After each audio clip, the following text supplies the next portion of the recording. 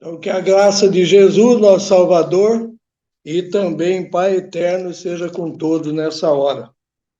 Louvado seja por tudo, por essa oportunidade dessa reunião, culto online, uma raridade para nós que nem pensávamos nisso no passado. Então, conforme os irmãos viram na tela, eu gostaria de salientar alguns temas, alguns textos sobre doutrinas e também deveres. Um texto que eu quero ler primeiramente para os irmãos, juntamente, está bem fresco na nossa memória. Ele foi falado e lido na lição de sábado passado. Lemos assim: Portanto, irmãos, procurai cada vez mais vossa vocação e eleição, que fazendo isso, jamais tropeçareis, porque assim vos será amplamente concedida a entrada no reino de nosso Senhor Jesus Cristo. Depois, no verso 12, lemos assim: Pelo que não deixarei de exortar-vos sempre acerca dessas coisas, ainda que bem as saibais e estejais confirmados na presente verdade. Então, foi muito falado no sábado passado sobre a verdade presente. Cada época tem a sua verdade. E nós louvamos mais uma vez ao Senhor, eu pessoalmente, que desde o começo desse movimento acompanhei e posso testemunhar o quanto que Deus nos abençoou com doutrinas novas. Ainda nas igrejas que nós pertencíamos, o Senhor foi já nos orientando, nos esclarecendo. E esse foi um dos pontos, principalmente da parábola das 10 virgens, clamor da meia-noite, que fez com que nós fôssemos excluídos dali. Depois também o assunto do anjo de Apocalipse 18 e o assunto do matrimônio. Então, isso faz parte das doutrinas. E conforme está em primeiros escritos ali, 124, não vou ficar lendo, ali fala então que os diferentes grupos do advento, todos eles têm um pouco de verdade, mas Deus, quando quer revelar uma nova luz, uma nova verdade, ele oferece ao seu povo os escolhidos. Outro texto, quero ler também, no livro de Jeremias, capítulo 6, verso 16, bem conhecido também, lemos assim: Assim diz o Senhor, onde-vos nos caminhos e vede, e perguntai pelas veredas antigas, qual é o bom caminho, e andai por ele e acharei descanso para as vossas almas. Mas eles dizem, não andaremos. Aí o verso continua falando dos atalaias, já no 17, mas eles dizem, não escutaremos. Nossa igreja, nosso movimento, desde o começo, prima por firmar e estar estabelecido em cada ponto, em cada raio de luz que o Senhor tem nos oferecido. Mas aqui no tempo de Israel, nós vimos com toda a luz que eles tinham, e Deus abençoando eles desde a retirada do Egito, ou bem antes ainda, quando chama Abraão, ou lá no tempo de Noé, nós vamos ver então que o povo de Israel sempre foi duro de coração, recalcitrante. Aqui então o conselho de Jeremias, o profeta, era que deveria buscar os caminhos antigos, pôr à margem do caminho, procurai pelas veredas, aí achariam descanso para as almas. Mas eles dizem, não andaremos. Que jeito não andaremos? Na prática. Então, por isso que eu escolhi esse tema. Eu quero discorrer rapidamente com os irmãos sobre doutrinas e deveres. No livro Terceiro Seleto, página 13, bem conhecido também, o conselho é dado. Devemos desfazer-nos de nossos planos acanhados, egoístas, lembrando que temos um trabalho da maior magnitude e da mais elevada importância.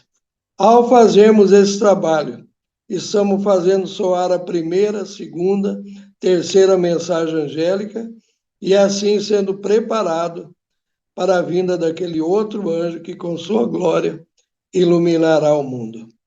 Então, esse preparo de agora é justamente para a vinda da chuva serôdia e a atuação do anjo de Apocalipse 18, que será para influenciar as pessoas de outras igrejas, que não é mais tanto do nosso rol. Então, o primeiro conselho aqui, devemos nos desfazer de planos acanhados, egoístas, lembrando que temos um trabalho de maior magnitude e da maior importância. Então, doutrina nós temos bastante. O Senhor tem nos dado cada dia novas revelações. Eu fico abismado, posso dizer, vararia a noite de nós falarmos de cada texto, de cada mensagem, de cada orientação que o Senhor nos deu no decorrer desses anos.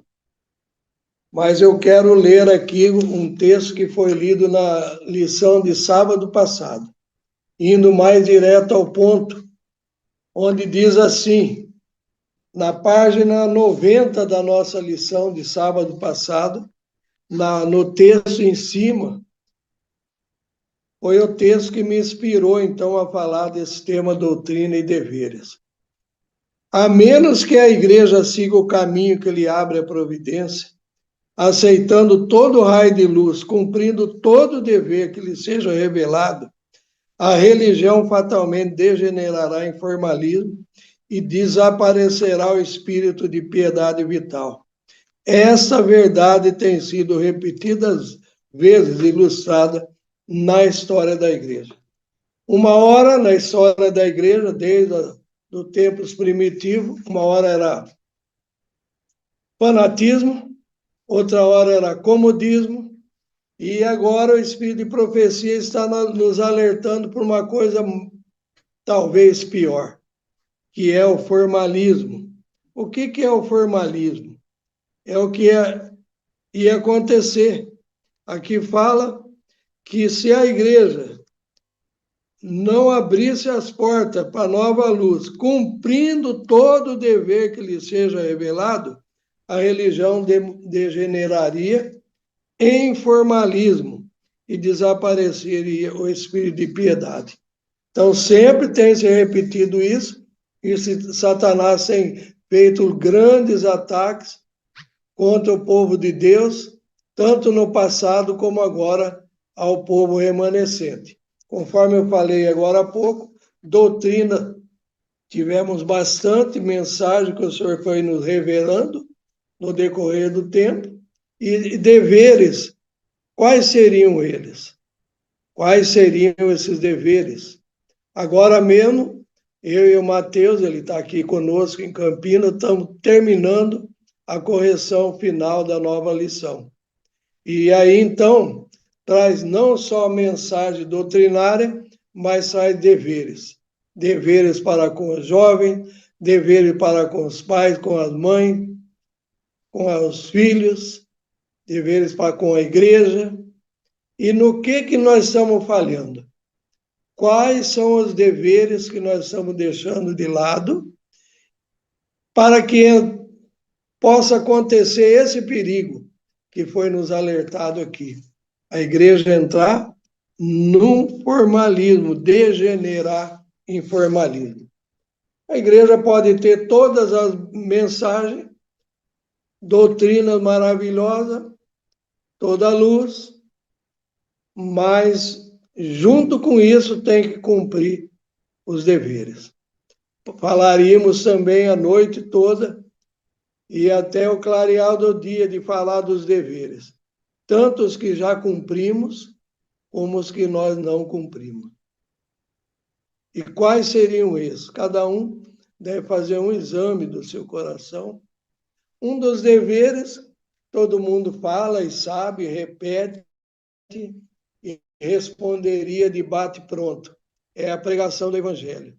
Dar o testemunho, da luz, do conhecimento que nós temos, aqueles que estão em nossa volta e aqueles que estão longe. Temos visto em nosso meio uma dificuldade muito grande, e Jesus também viu essa dificuldade no tempo dele. Qual foi?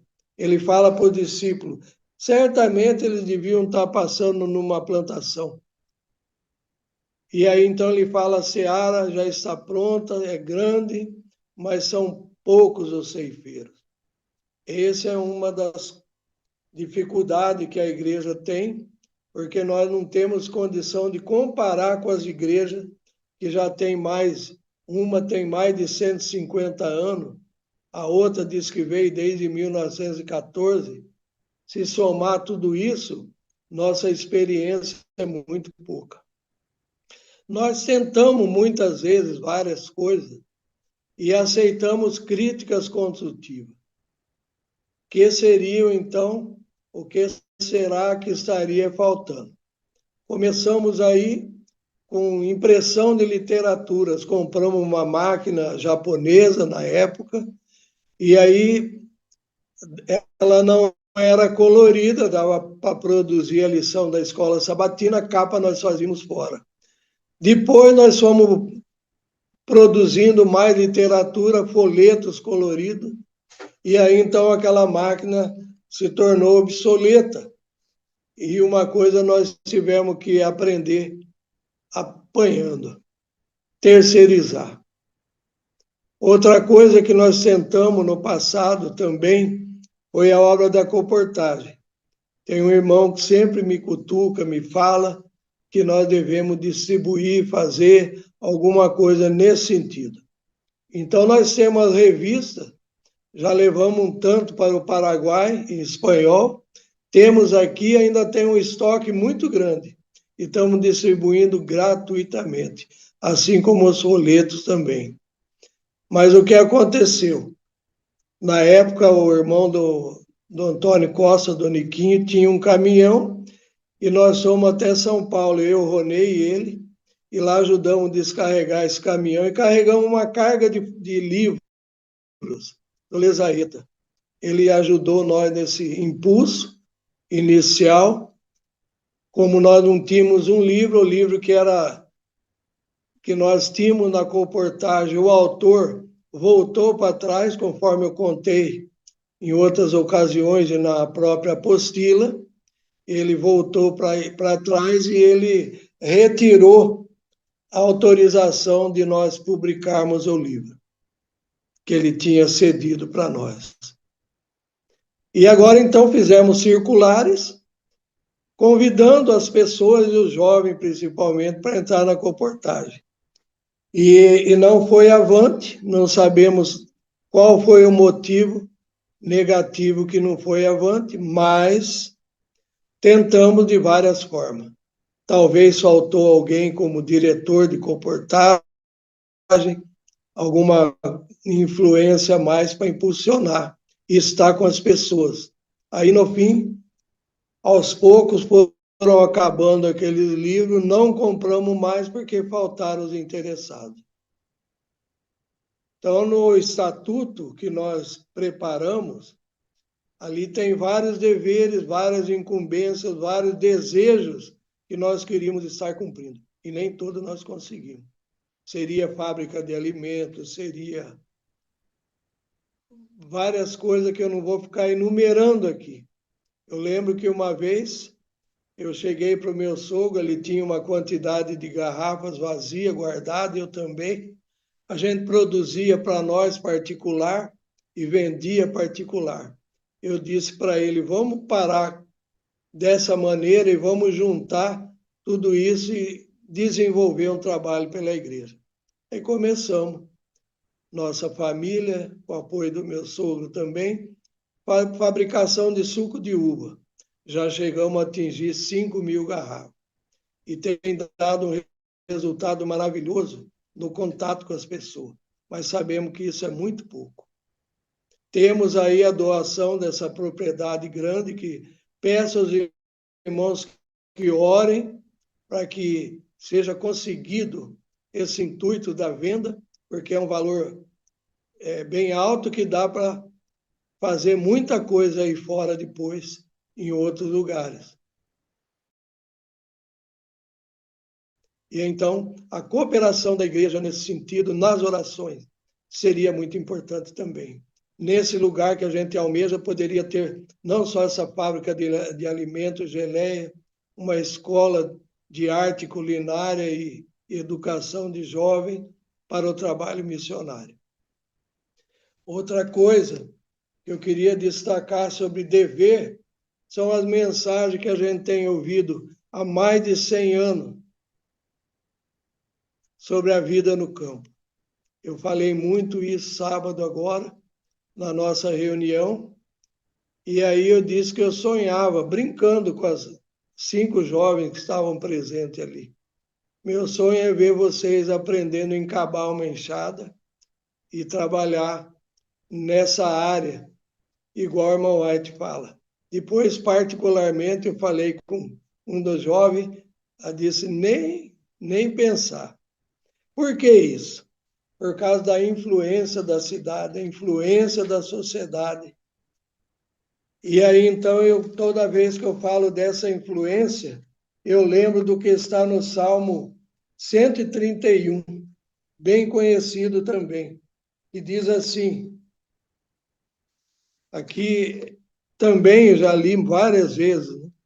Senhor, o meu coração não se elevou, nem os meus olhos se levantaram, e não me exercito em grandes assuntos, nem coisas muito elevadas para mim.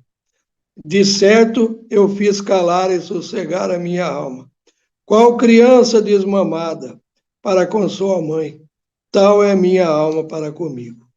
Ele escreve isso, no entanto, não procurava grandes coisas, nem assuntos elevados para ele, acabou se tornando rei. A maior parte dos profetas do passado, patriarcas, o povo em geral de Israel, a educação era homeschooling, educação do lar. O lar e a escola era um só, mas era uma vida na natureza, fora da cidade. E hoje nós vemos o adventismo todo enraizado dessa maneira, tanto em grandes educações, em grandes coisas elevadas demais, e não faz sossegar a sua alma, não ensina para que os filhos se contentem com aquilo que tem. E também almejar um lugar sossegado, retirado, para que um dia nós possamos ter o nosso sustento numa hora de prova e crise. Ainda eu estava lembrando no sábado, imagine você, todo negócio que você vai fazer, a pessoa, a primeira coisa, pede o seu CPF. E aí você imagina só se o seu CPF está bloqueado. Aí você vai lá, desbloqueia, por algum motivo foi bloqueado. Mas o susto será grande quando nós não vamos poder mais movimentar nada, nem comprar, nem vender. Eu canso de falar isso de um bom tempo, nos nossos congressos eu venho insistindo nesse tema. E está parecendo até um samba de uma nota só, igual esses movimentos aí, com erro misturado com verdade, eles falam muito de vida no campo. Eles ganham muitas ofertas que vêm de fora, muitas vezes em dólar, pois mostra lá um pé de bananeira, um pé de manga e acha que está fazendo uma grande coisa. E o principal, que são as doutrinas misturadas com erro.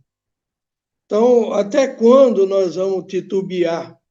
Será que nós somos igual ao povo de Israel, igual nós acabamos de ler agora em Jeremias? O convite é ir buscar as veredas antigas. Nós falamos quantas vezes da vida de Jesus. Que capacidade tinha Maria para ensinar? Uma mulher simples, humilde, mas Jesus aprendeu aos pés dela, no joelho dela. Assim foi João Batista e tantos outros do passado. Creio que o próprio Davi. Então, fica essas recomendações, mais uma vez. Então, o texto que nós acabamos de ler falou do quê? O perigo do formalismo de não crescer de acordo com a luz e com os deveres, porque ali tem uma vírgula. Falei agora há pouco. Falaríamos a noite toda de tantos deveres que nós temos que cumprir e estamos sendo omissos. Mas parece que, para mim, na minha cabeça, o carro-chefe está sendo mais o que nós vamos passar no futuro. E eu queria evitar isso. No passado, quem leu o nosso folheto, Os Dois Cercos de Jerusalém, e o decreto dominical, quem não leu, aproveite, leia ou leia novamente, peça para nós. Ali então fala de um homem que por 7 anos ele cria nas palavras de Jesus e dos apóstolos. Ele subia e descia Jerusalém falando, ai Jerusalém. E ele morreu, sabe de que jeito? Matado ali. Mas Jesus tinha falado só de um cerco.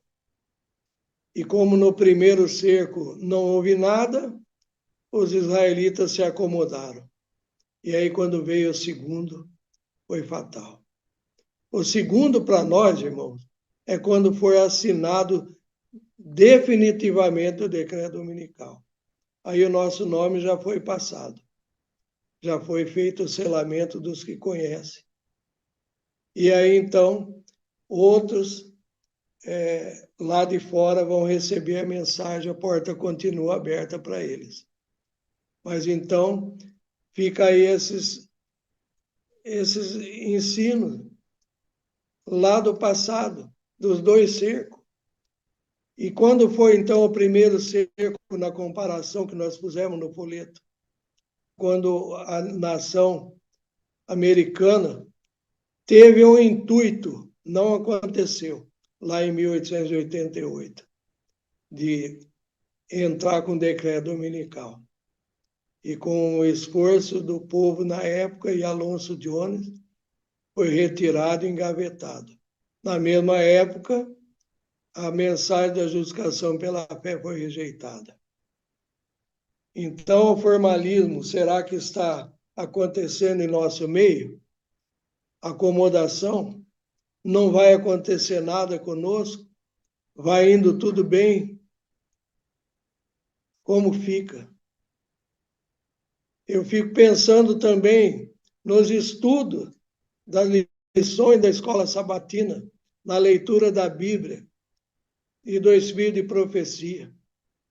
Se vê poucos falando sobre isso, adquirindo novos livros. Ainda ontem o Mateus adquiriu um livro ali, Engenheiro Coelho, que fala como fazer a disciplina na igreja.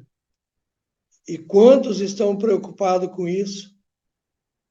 Porque nós vamos passar por dificuldade com as leis do país, cada um do povo de Deus. Porque na hora de fazer uma disciplina, pode ser que nós vamos esbarrar com alguma coisa que a lei implica contra nós.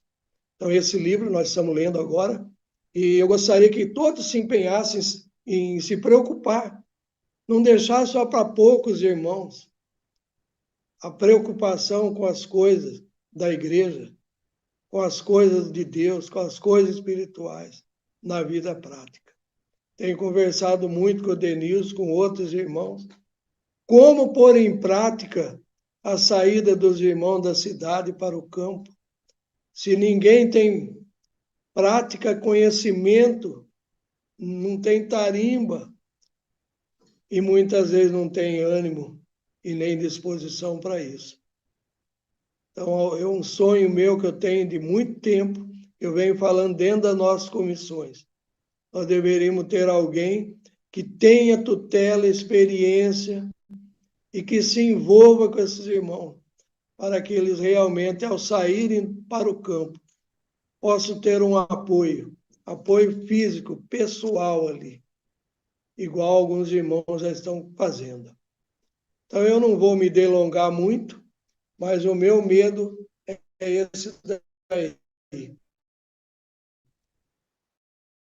que eu li da nota da lição de sábado passado, o perigo de negligenciar os deveres e cair no formalismo. Então, que a graça de Jesus, aquele que morreu por nós, ressuscitou, possa fazer efeito em nossos corações e que ele, que enviou o Espírito Santo em nosso favor, possa então estar aguardando com ansiedade a finalização da obra. Sem esquecer que Jesus está retido lá no céu até o tempo da restauração de todas as coisas. Termino aqui e Deus abençoe a todos. Amém.